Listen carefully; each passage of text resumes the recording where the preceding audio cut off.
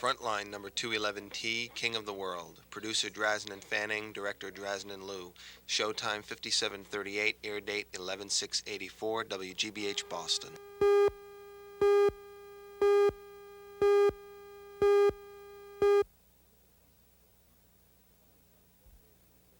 Major funding for Frontline is provided by the Corporation for Public Broadcasting.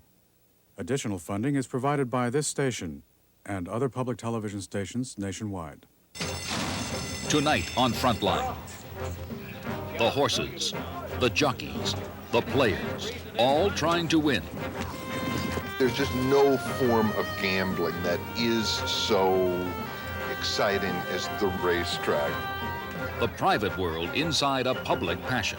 I'm already thinking a week or so ahead, and I cannot reveal this name, but on Saturday, in those betless races, I saw a horse that will make me king of the world. Is in striking position. They're at the top of the stretch.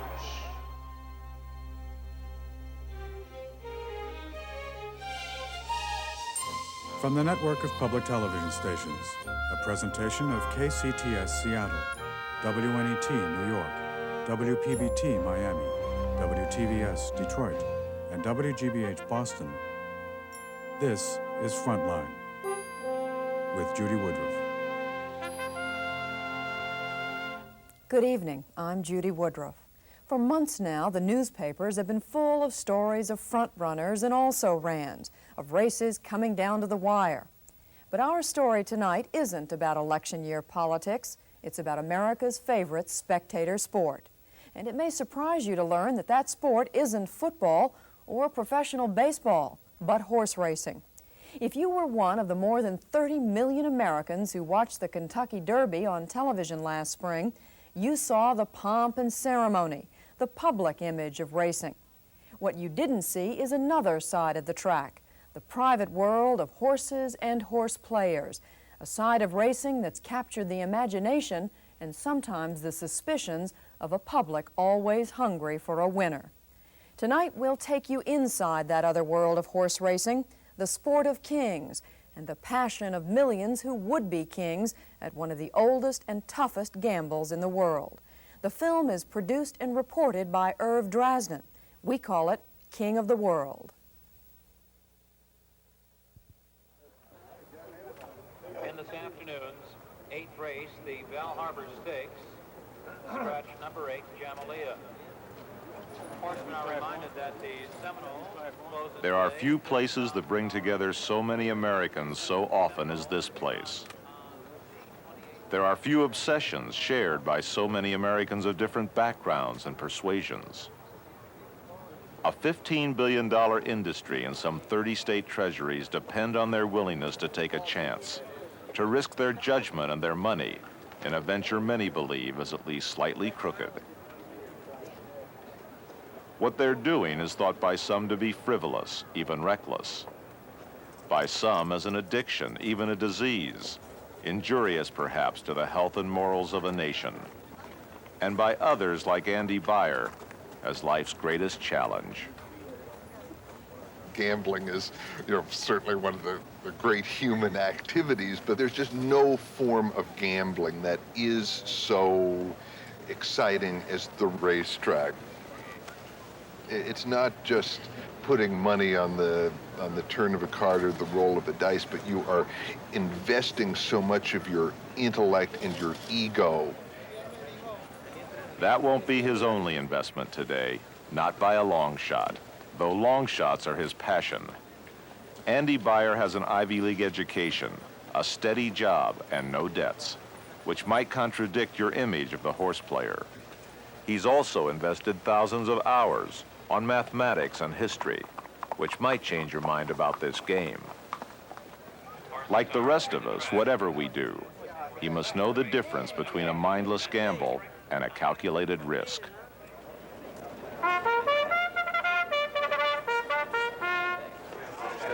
Limited $20 try key, 8/4/6/12. They're at the post. A $10 key, 8/4/5/6/12. Waiting for Jacquard and Chainlink Stream.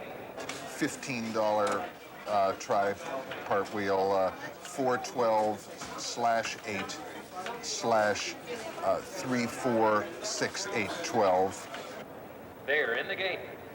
And 500 to win on the 8. On this race, he's made 15 bets, costing almost $1,000. They're off. Gallant Prelude is away fast on the outside. There goes Reggae Man from in between horses. As the field continues up the back stretch, Reggae Man sprints clear by 2. Monster is now second. There's a tremendous amount of nerve-wracking pressure when you're winning or losing thousands of dollars during the course of the day. You know, the feeling of getting beaten at the wire out of, say, $120,000, which happened to me at Santa Anita last winter, or making great scores that might, for some people, be the equivalent of several months of work on a job, is a very high-pressure activity. Come on, Early. By the back, Gallant Prelude and Razorline finding his best stride. And then it's noted with Romaldo moving up with Lord Darnley. And now as the field moves to the top of the stretch, fast. Come on, 8, now hold him off. Gallant Jesus. Prelude takes to the outside, closing in. Here comes Razorline. In between horses from third, farther back it's noted. Lord Darnley making his run on the extreme outside. Moving to the 16th pole. Fast Reason under a left-hand whip. Gallant Prelude, Razorline giving pace, 50 yards to go. And it's Fast Reason in front.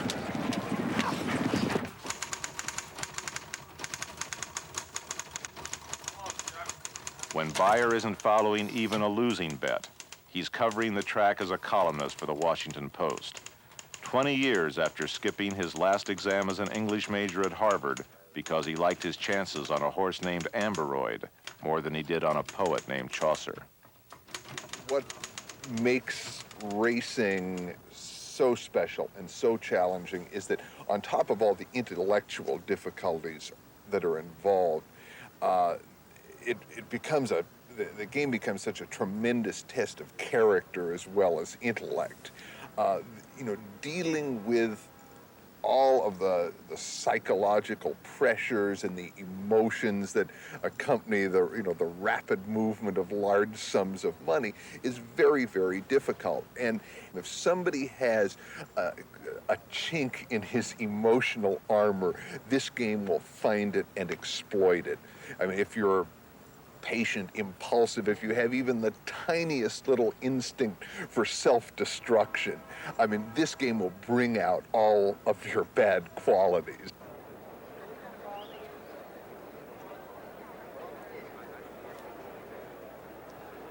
For centuries, man's fortunes have been linked to the horse.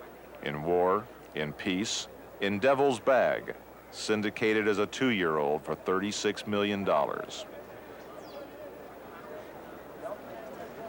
Maybe that's why $360 million was spent last year on 1-year-olds, and why athletes not much more than 5 feet tall and 100 pounds can also end up in the money.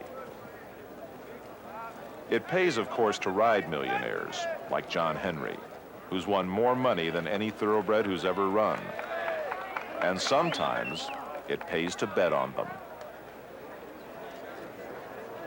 That helps explain why horse racing is America's #1 spectator sport, with an attendance of 77 million people. Why, against all the odds, they persist at one of the oldest tests known to man, assessing horseflesh. That's what brought the Vanderbilts and Whitneys, and now the bankers and syndicates to the races.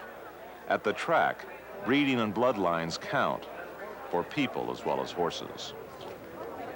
This side of racing is familiar, the sport of kings and queens. If there's tradition and wealth, an elite of racing is here at Belmont Park in New York, the day of the Jockey Club Gold Cup. Ladies and gentlemen, here is the field for the 65th running of the Jockey Club Gold Cup. Number 1, Slew Gold, trained by Sidney Waters Jr., the rider Angel Cordero Jr. And they're off. Desert Wine on the outside. But there's another side of the track, whether in the stands or beneath them at the TV monitors. On this side of the track, in less than 2.5 minutes, more than $1 million will change hands on this one race. Sing on the rail is in second. They round the far turn. The pace is fast. Bounding Bosque leads the way by a length. Slew of Gold second by 2.5. Playfellow is third by a length. Now John Henry has moved up on the inside, is nearest the rail, is in striking position. They're at the top of the stretch. There goes Slew of Gold on the inside. Slew of Gold has the length lead. Bounding Bosque second, and on the outside is Playfellow in third. Wayland Blade making up lots of ground with John Henry, but John Henry is still far back. Slew of Gold has the lead by 2. Bounding Bosque second by a length. Wayland Blade on the outside putting it to third. Overtake Bounding Bosque as Slew of Gold leads the wire. It's a drama repeated over and over again, tens of thousands of times a year, every 25 minutes. That's how long you have between races to get to the window. We have the 2 400. The win.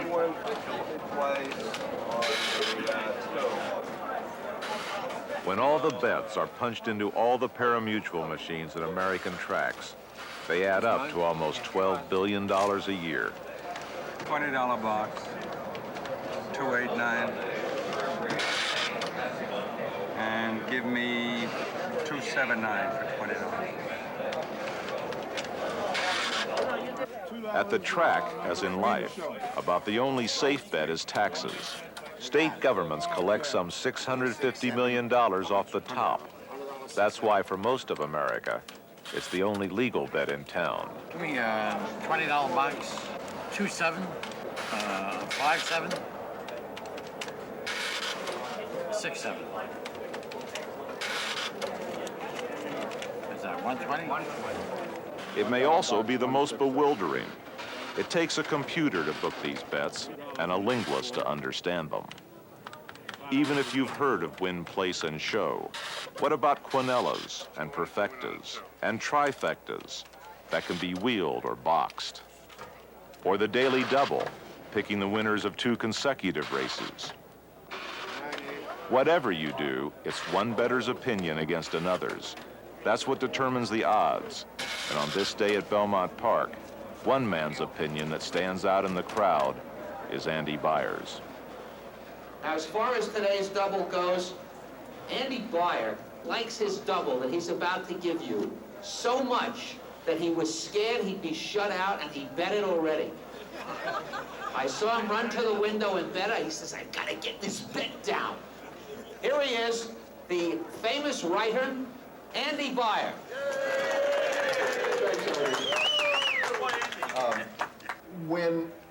When you see a horse who has had everything his own way in a previous race and has earned a reputation or run a race that it really makes him look better than he is, and now he's getting overbet, you're supposed to take a shot against him.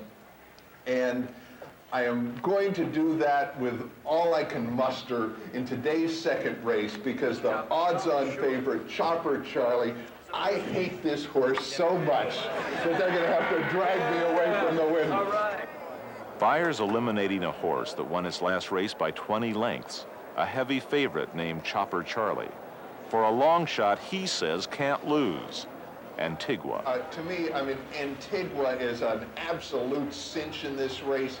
If one could get the morning line in this race to 15-1, I mean, it would be like going to heaven. I'll be happy to take 3-1. And in terms of the daily double, I'm just I'm going to try to get alive to Antigua. The doubles that Harvey mentioned that I ran to the windows to play were 1-3 and 6-3. But I mean, if you were inclined to take any other horses in the first, you know, I wouldn't talk you out of it. But Antigua's the horse in the second race, and we'll throw Chopper Charlie all the way out. Humbug has the lead on the inside by only a half. Antigua on the outside, moving into second, and Chumper Charlie between those two is third. Then it's Righteous Anger and Sionis only past the 8th pole. Antigua on the outside now takes the lead. Humbug back into second. Then Righteous Anger on the outside is moving into third. It's Antigua in front. Beyer has given the crowd a winner, even if Antigua pays less than 3-1. But his own daily double also depended on the outcome of the first race, and a horse named Swoon. And they're off. Away from the gate slowly was North Plain. They move past the stands for the first time. On the outside, Swoon takes the early lead by a length and a half, charging through second by 1, Tampa Town third, a length and 3/4. Then it's Dance Call a fourth and a neck, moving up on the outside, North Plain to be fifth by 2 lengths. The field heads towards the clubhouse turn, with Swoon enjoying a 2-length advantage. Early in the race, it looks good for Swoon, the number 6 horse, and for Beyer. But in his heart, the horse player knows there's no such thing as a sure thing. Toward the head, towards the inside of the 5th position is Dance Caller. They race towards the half-mile pole that way, and Swoon still leads 1.5 lengths. Charging through his second by 4, Tampa Town moves to third at this point. Dance Caller. As the horses enter the last turn, Swoon is challenged by a horse Beyer hasn't bet, the 3 horse, Charging Through. Finally, Beagle around the far turn, then goes Charging Through, charging up now to take over the lead by 1. Left ahead, Swoon is second by 4 lengths. Tampa Town is next in third. After that, Dance Caller fourth ahead. North Plain fifth by 2 lengths. Charging Through on the outside, leads the neck, coming back to get his Swoon.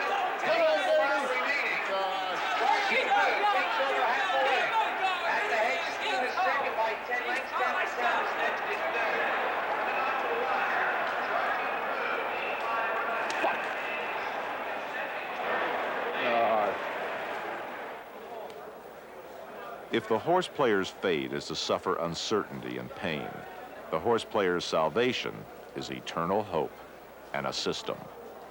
One way to look for a winner is through study, research, analysis. It's not the only way. I find I win more when I play on a hunch. On a hunch? Yes. What kind of hunches do you play? Like if I get a dream. I usually go by the name. What kind of names do you like? Like my grandchildren's names and my husband's name and anyone that I know. Do you have a system? Do you have a method? Yeah, I do. What is it? I can't tell you. Anybody who plays horses got to be out of their minds. I ought to know, because I've been playing them for 50 years. Who do you like in the next race? Well, according to the thing there, it's the one. I don't know his name. Is that who you're going to bet? I was going to, yeah. Number 1. See, because on the morning line, he opened up at 8-5, right? So that means that's one of my plays. If he opened up at 2-1 or 3-1, I wouldn't play him. But being that he's opened at 8-5, I'm going to play him. The decision to play him may depend on intuition, insight, or the information printed in America's highest-priced daily newspaper, the Racing Form. At the track, on Sunday and every other racing day, the form is known as the Bible, chapter and verse very much open to interpretation. Not so the tip sheets that claim to give you the winners, sometimes 2 or 3 in each race. Public touts sell their selections to a faithful yearning for something to believe in. And among the best sellers in New York is Connie Merjos, a clean-shaven horse picker known as the Beard. How long have you been doing this, Connie? How long have you been the Beard? I've been the Beard 9 years. I think it's 9 years. What did you do before that? I was a classical musician. I played the bassoon. As a concert bassoonist, Connie Merjos played with Stravinsky and Stokowski, the Met and the Bolshoi. As the Beard, he plays the horses. First, he measures the distance from the starting gate to the track's electronic timer to get a more accurate clocking of each race. 54 less 3, 51 feet. Then he measures the field. Connie, what are you looking for when you're looking at these horses on the track? Well, for one thing, you want to see if they come out nervous, if they come out wet, any change of equipment that they might have. Mostly bandages. Now, you don't want a horse that has been running without bandages, suddenly to come onto the track with bandages. Obviously, something is not quite right. Have you ever looked at the horses before a race and suddenly decided that a horse you hadn't picked looks exceptionally good? Yeah. Yes. A big move up, in other words, in appearance. And conversely, I've seen horses that I've picked that I wouldn't put a penny on because they look terrible on the track. And you're keeping track of this for every horse in every race? Every horse, every race, every day. Who do you like in this race? I like the 3 horse, and the one I'm worried about is the 12. To me, it boils down to a 2-horse race. We'll see how you do.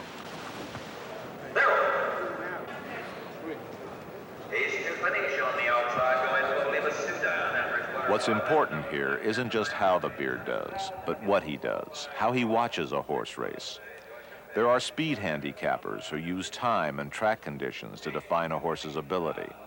There are trip handicappers who note where each horse is during a race, whether its racing luck is good or bad. The Beard is doing both. They're at the top of the stretch. 3/4, 10 and 4. Donna's World on the outside, Woods had in front. It would be unfair to judge the Beard on any one race, but he had reason to worry about the number 12 horse, Donna's World. They passed the 8th pole. Donna's World on the outside continues to lead by a half. On the inside, Impressive Gift is second by 8. Then French Tab, Eastern Sun, and Little Old Catapane. Donna's World in front. Donna's World beat the favorite, but the Beard wasn't through yet on this day of New York's heaviest recorded rainfall for the date. The wetter the better, the Beard said, for the number 8 horse in the last race, Free Saint. As the horses turned for home, there was neither sight nor sound of Free Saint until halfway through the stretch, on the outside, one horse emerged from the mist. Pretty Pretense still has the lead. Gaining ground on the outside to challenge is Free Saint. Free Saint takes the lead. Pretty Pretense in second. Free Saint in front. If the Beard can do it, why can't we? Are you willing to put in 18 hours a day doing what we do? You have a shot then. Otherwise? No. No. The average person cannot beat this game. It requires too much work. Too much work may not fit your idea of the horse player's life. Consider, then, this loft in New York's Greenwich Village. These scholars of racing labor 10 to 12 hours a day, absorbed in the smallest detail, preparing reports for a select clientele that will wager as much as $1 million a week. What's being produced here is a private tip sheet that reduces to one number the hundreds of factors used to rate a horse's performance for every horse in every race, every day in 5 states. Interpreting that number is up to you. This isn't the image of touts and gamblers made popular by Damon Runyon in his stories about the sporting life of an earlier American era, about dreamers like Harry the Horse and Hot Horse Herbie. But if he were writing today, Runyon might include Rags in the sheets, though Len Ragozin is Harvard 49, an economist and a realist. I speak as a mathematician. When something is 99.999999 improbable, you speak of it as being impossible. But that doesn't mean that there isn't that little 0.1 at the end there. There are a few people that beat horses. Very, very few. You come to me and you say you're raving about a horse. And how fast does he run? Well, he runs a mile in 1 minute and 35 seconds. That's not an answer. It doesn't mean anything. Anybody who's knowledgeable would then ask you, which track did he do it at? 1 turn or 2 turns? How much weight did he carry? Which way was the wind blowing? What, did it rain? Was the track composition hard or soft? Did they plow it up that morning? Did he run around on the rail and save ground? Did he run around on the outside? Did a bird hit him between the eyes as he ran down the stretch? I don't know. All right. All these variables have been weighted out so that my figure is telling you how fast the horse would have run if all races were on AstroTurf with a domed stadium and no weather, you know. That's what we're giving. What Ragozin gets for his sheets is $20 a day plus a percentage of what's bet by his customers, who include horse owners and trainers, a psychologist, a tax consultant, and professional gamblers. He no longer goes to the track, and despite his warnings, Ragozin believes you can beat the races if you go by his numbers.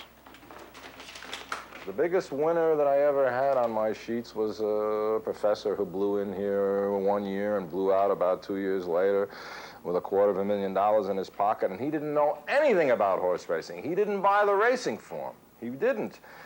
He came in here, he was dating someone that worked in my office. He said, "This looks pretty easy. All the work seems to be done in these figures." And we're all laughing behind his back. Wait till he tries it, you know.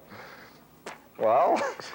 Is this what you set out to do in life? Was this your goal? This was a very strange right turn, which was precipitated by an earlier left turn. I was working for Newsweek magazine in lowly positions, and the McCarthy era came around, and I was a Red, and I basically became an unemployable. To give them, I don't want to smear them, they didn't fire me, but it was evident that I wasn't going anywhere. And I didn't know McCarthy was a flash in the pan. I figured it was going to be like that all my life. I better find a way of making a living where people can't fire me. And that's when I took this turn. I never went to a horse race until after I had graduated college. I knew nothing about racing. I had no intentions of doing this. My ambition always was to write orchestral music based on American folk themes. Here we out in California, well, Stewball was born. All the jockeys that rode him swore he blew there in a storm, man, in a storm. Well, bet on Stewball. This is a 19th century folk song about gamblers and a horse of another color. Old Stewball, he was a white horse, but those gamblers, they paint him red. And he win a very great fortune, just before he fell dead. He fell dead, man, he fell dead. Bet on Stewball, and you might win, bet on Stewball, and you might win. I said we out here in California. Well, Stewball was born. All the jockeys that rode him swore he blew them in a storm, man, in a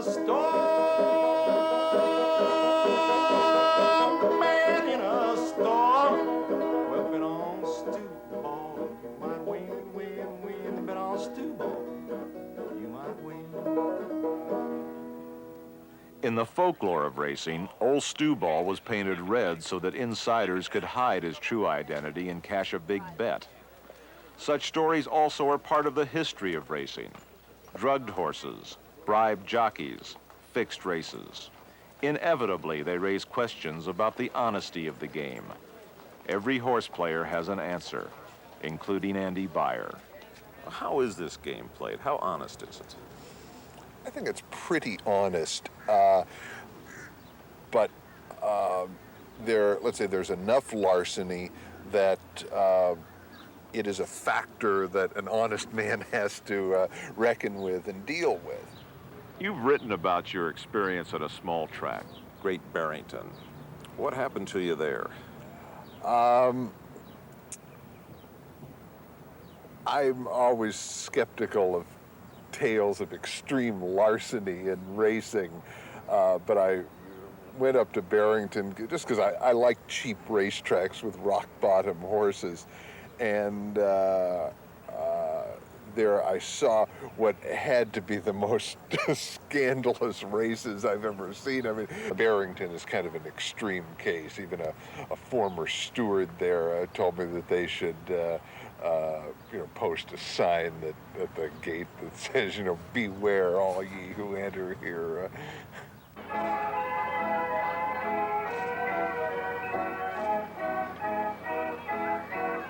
Good afternoon, everyone. This is Al Vestro welcoming you to the 8th day of the Great Barrington Fair, a the longest consecutive running and annual fair in the United States. The slogan used at the fair in Great Barrington, Massachusetts is the Belmont of the Berkshires. It's only a slogan.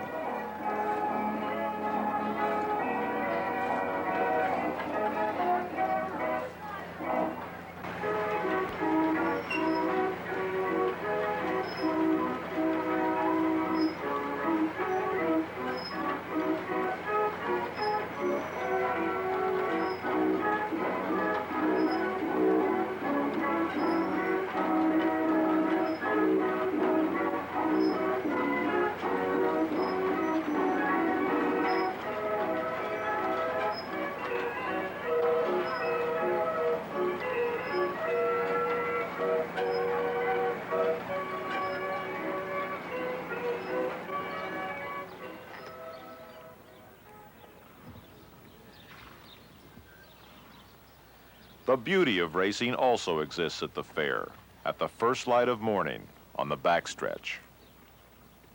These too are thoroughbreds, but not the champion 3- or 4-year-olds of the major tracks. Often these are ailing 13- or 14-year-olds who've run as many as 100 races or more. Few pay their own way. Many will soon be sent to the packing house for 35 cents a pound.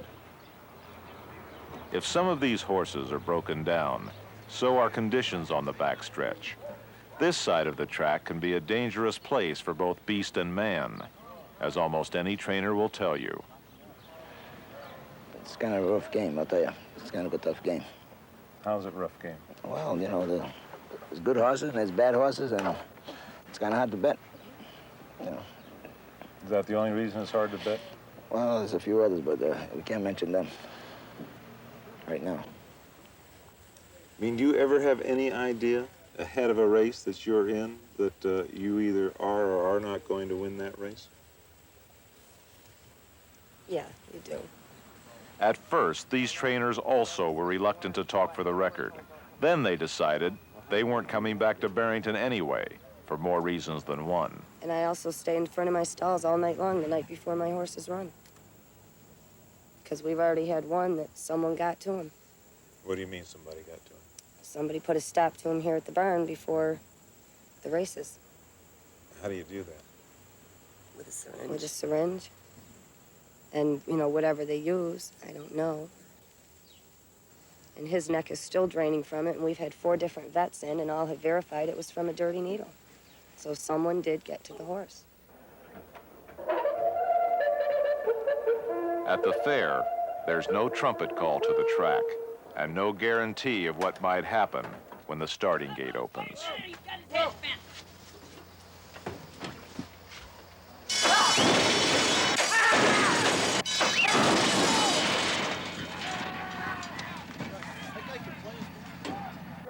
Horse ambulance, please go to the starting gate immediately. The regular ambulance to the starting gate immediately. Men, there's a rider down near the far turn.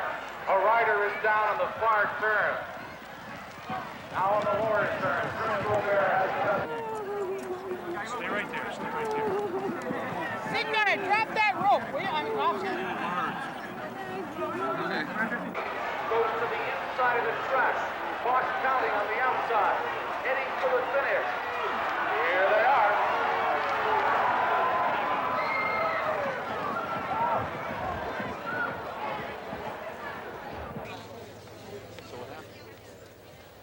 It's not always easy riding at the fair or getting to the steward's tower to claim a foul. She's gonna claim it.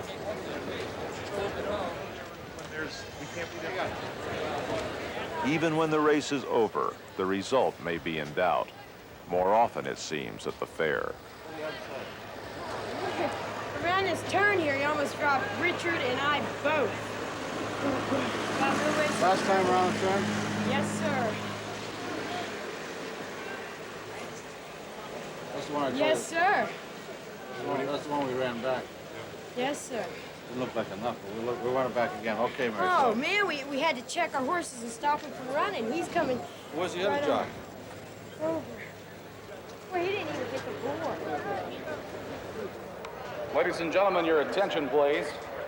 There has been a claim of foul lodged by the rider, number 7, against the rider of the unofficial winner in the first race for possible interference on the turn for home.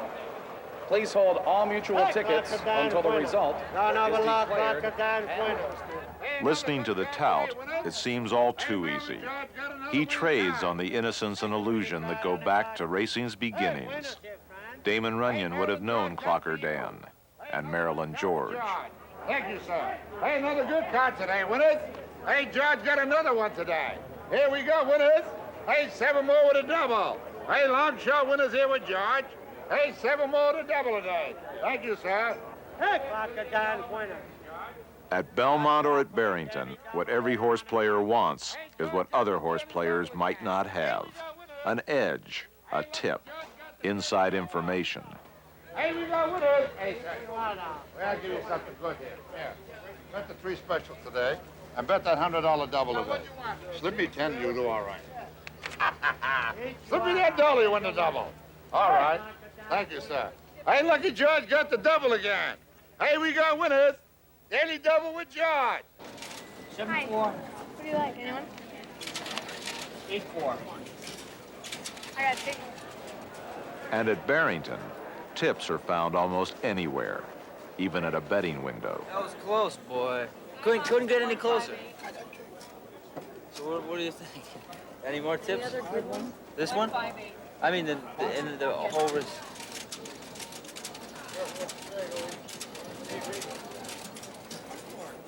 Huh? 1-4?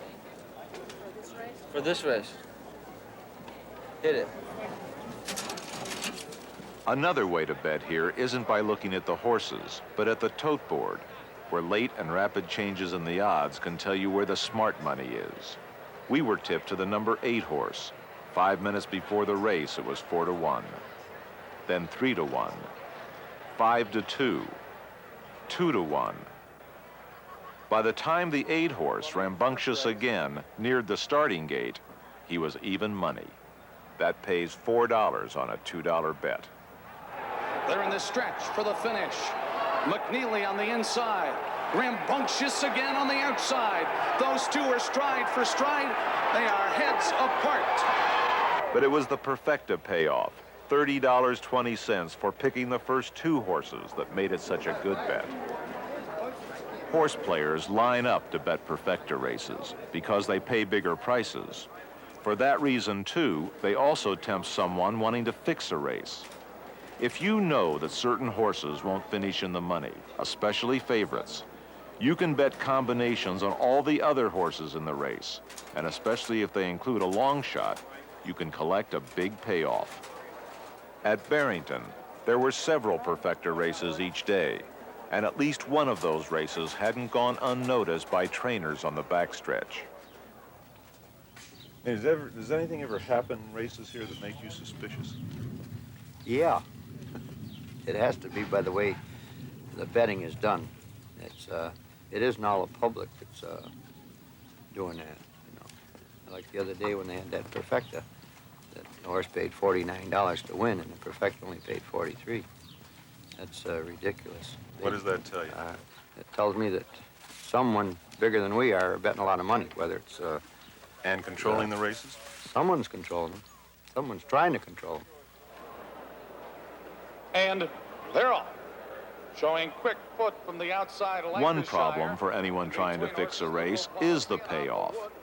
If enough money is bet on any combination of horses, it will distort the odds, drive down the price, and arouse suspicion. Someone drove down the price at Great Barrington on September 21st, 1983, in this race. They come off the turn for the first time. Your leader is Stone Bellens. I remember the race because I was a steward at the time. And there was a very strange betting pattern. But we in the stands could not see anything wrong with the race. We reviewed the films, and it just looked, everything was above board. That race was looked into, was investigated? Oh, yes, yeah. Whenever there's an unusual betting pattern, then that's when we start investigating. And you would call that unusual? Oh, yeah. Herman Slim Summers should know. He's worked at racetracks more than 40 years, and he was in charge of racing at Great Barrington. When you see an unusual betting pattern, if there is some kind of manipulation of a horse race, who is doing it? Who's profiting by it? Evidently, a person or persons that are heavy gamblers trying to create a coup. Do I think they're fixed? Yes, I do think they're fixed. Why didn't I do something about it? Yes, we did do something about it, but we didn't have the time to put together the facts to be able to apprehend those individuals involved. James Mosley was a member of the Massachusetts Racing Commission at the time. He also remembers that Perfecta race and has come to his own conclusions about it. In my opinion, it certainly, it's conceivable that it wasn't fixed. Let me put it that way. So in other words, yes, I think it probably was. I think there was some hanky-pank that went on. Have you ever had a horse run and lose that you thought should have won the race? Oh, yeah, lots of times. You can't come right out and accuse a jockey of holding a horse, because it's hard to tell sometimes. But you sure hear a lot of those stories around here. Yeah, you do. What I hear you saying between the lines is that somebody sometimes at least knows something about how these Yeah. races are going to end up. I say most of these gimmick races are all, that's the ones they try to fix. Guaranteed they do. And it's not only this track, not only here, it's probably other tracks too that they, you know, you got two horses, and it usually, if you can get the right horse in second, you'll get a better price as a perfecta than you would if you bet the horse outright to win, you know. They're on the last turn. Stone Balance has it by 5 lengths. About all that's known for sure about this race at Great Barrington is that the winning horse paid $49, but the payoff for the first two horses was only $43, and that it should have been much more. Stone Balance in front. Based on our parlay system, that horse, that exacta, with the $49 horse on top, should have paid approximately $200 or better. With a $43 payoff, you know some big money went down on that exacta. Maybe possibly thousands of dollars were won on that particular exacta. We'd like to know about that. In New York, betting patterns on perfecta races, also called exactas, are being closely watched for what here is called a bad payoff. In this basement office at Belmont Park, Detective Joe Palmerico is charting the bets being made on a perfecta race. If he sees anything unusual, he says he's got to suspect that someone is trying to fix a race. It's happened before at big tracks where there's big money. Are there some big bettors out here? Oh, definitely. What's a You big got bet? $2,000 a race, $1,500, $5,000. You have I say you have professional gamblers. They may go for $10,000 a day with no problem. The New York Racing Association now spends $11 million a year just to police its tracks. It wasn't always that way. The association's internal security force now includes an investigative unit run by former New York City detectives who weren't brought in until after a race-fixing scandal during the 1970s. We've looked at the matter, we've investigated it ourselves, we've interviewed over 100 people right here in this office. It's true, it's after the fact, in fact, perhaps several years after the fact. But I don't feel it was as widespread. People have this image of illegal racing running rampant during that period. It wasn't quite that. There were a number of selected races that we feel at this point were fixed, but it wasn't as rampant as people might think. It's important what people think, especially legislators and horse players. But there's more than reputations and credibility at stake here. Every racing day in New York, the money is counted and weighed. If even one bill is missing, it will show up on this scale. Every racing day, millions of dollars move in and out of the track's money room, in and out of the pockets of horse players, enough of whom think the game's honest enough to keep coming back to the races. I'm the happiest person I know. Every day when I pick the racing form off my front stoop and sit down with it. My life is, is full of excitement and challenge, and as long as I can do that and I'm ambulatory enough to get to the betting windows, I'm going to be happy. I mean, there are just so many people who go through their lives without a fraction of the kind of excitement and challenge that I get every day. I can't imagine doing anything else. There are times when Andy Beyer does nothing else, as at the start of a new racing season in Florida. It's one of his major betting efforts of the year. We went along for the ride, which with a horse player's memory, he knows can be a roller coaster.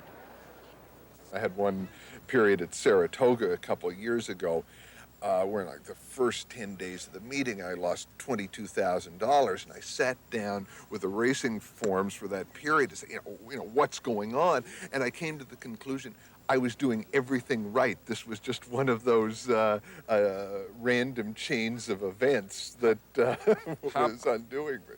How did you end up at that meet where you were losing? I won $20,000. I made an admirable comeback.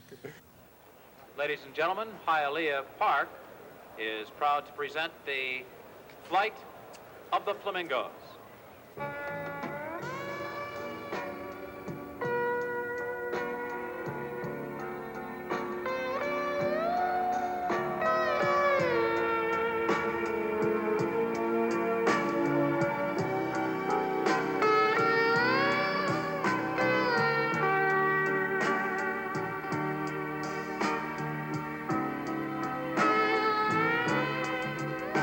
There is more to horse racing than just money.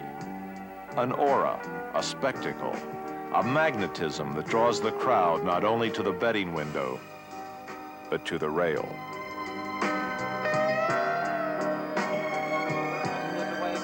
In between horses, Night Shift is right there along with Pecos Dream.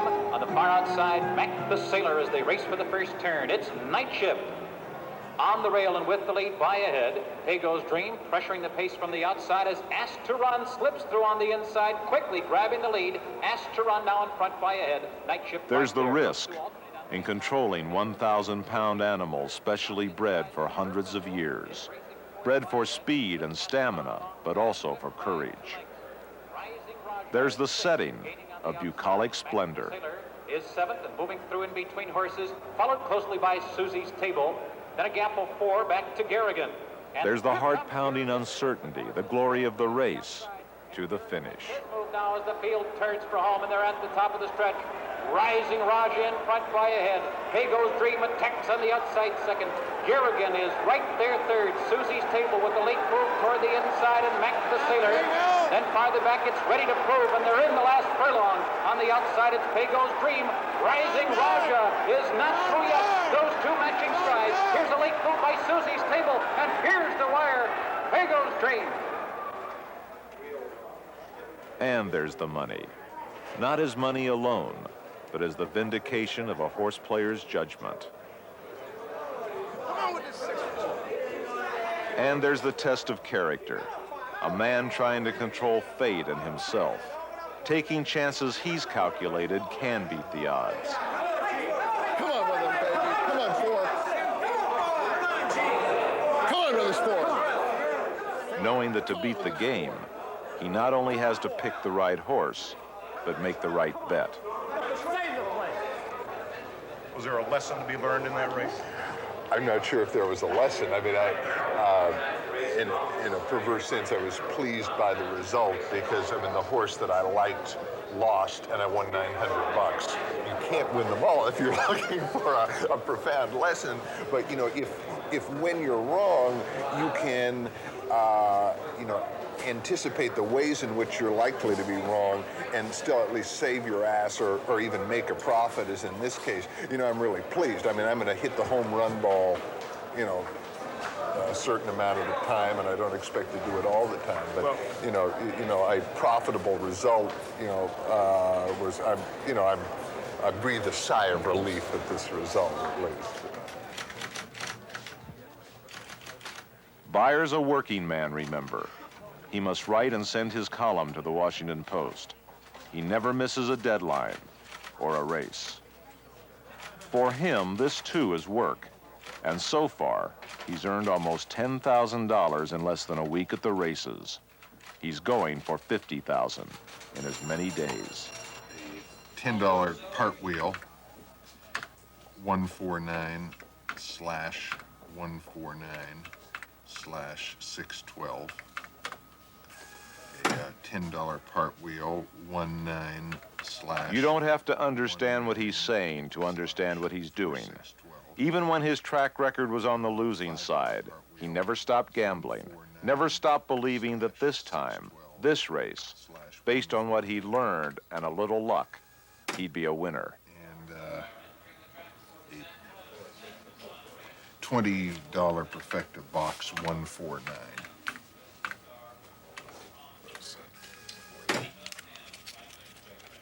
And to win, he knows he must manage his money and his emotions. Come on with this 4.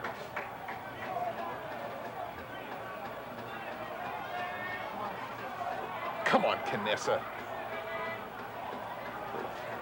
Once in your life. Come on, baby.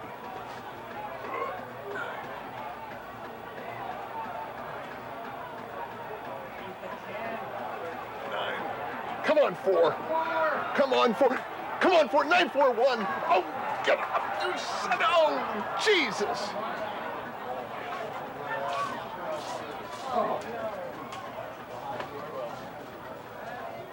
There are just going to be plenty of times when, you know, your best laid plans will go astray. This game is complex enough that nobody's going to be right all the time. Very few, I mean, you're not even going to be right 50% of the time. Which is perhaps as much as anyone can hope for, which is enough to win if you know how to play the odds. To do that, Beyer must be willing to stand by his convictions, and when necessary, to go against the crowd, looking for a winner, knowing there'll be days like this. If you had to write about this day, what would you say? It's just another testament to the glorious uncertainty of the turf, as someone called it.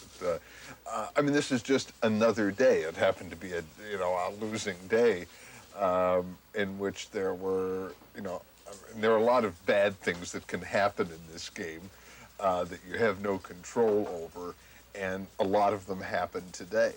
I will not lose sleep tonight over this day's events. I mean, these were just 10 more races in the long continuum of my gambling life, and neither I nor any gambler can afford to get too upset by relatively minor reversals like this. I mean, how minor was this reversal today? $2,472. There's a popular saying at the track, you can beat a race, but you can't beat the races. That won't stop millions from trying, from lining up at the betting windows each new racing day, no matter what the odds. Like Andy Beyer, they will suffer reversals. Unlike Beyer, the great majority will discover that gambling doesn't pay. At the end of the day, like this horse player, most will still be looking for a winner, even among the thousands of losing tickets that litter the floor of the grandstand. But it's possible that something besides money or weakness brings them back for more. Something in the human spirit, a need to look ahead, to go on to the next race. What do you like for tomorrow? Well, there are 10 tomorrow. It unfortunately isn't too glorious a card, but I mean, I'm already thinking a week or so ahead, and I cannot reveal this name, but on Saturday in those betless races, I saw a horse that will make me king of the world.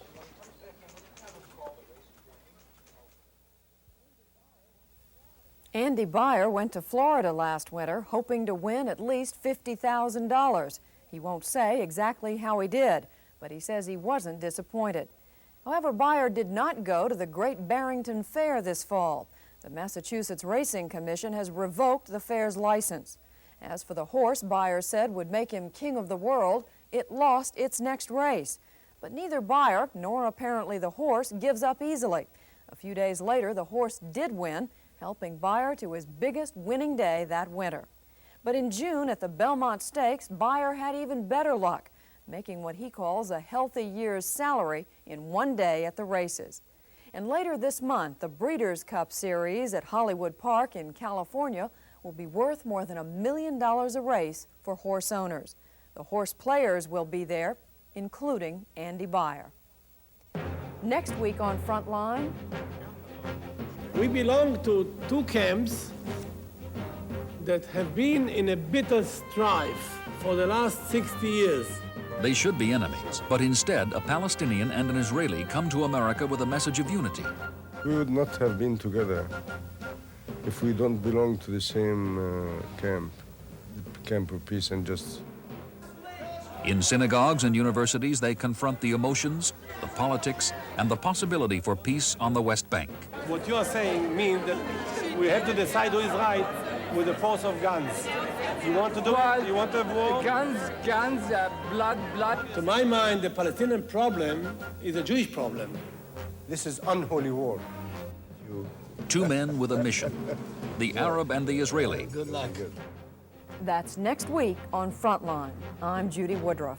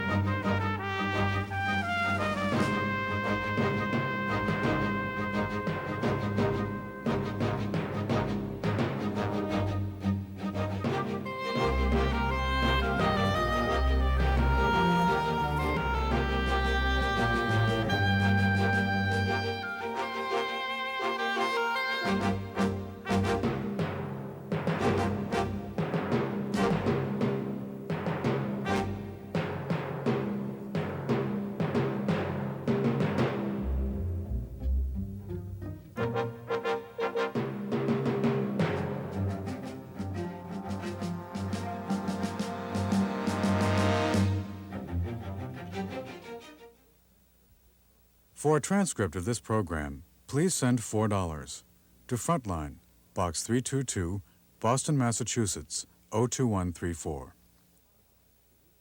Frontline is produced for the Documentary Consortium by WGBH Boston, which is solely responsible for its content. Major funding for Frontline was provided by the Corporation for Public Broadcasting. Additional funding was provided by this station and other public television stations nationwide.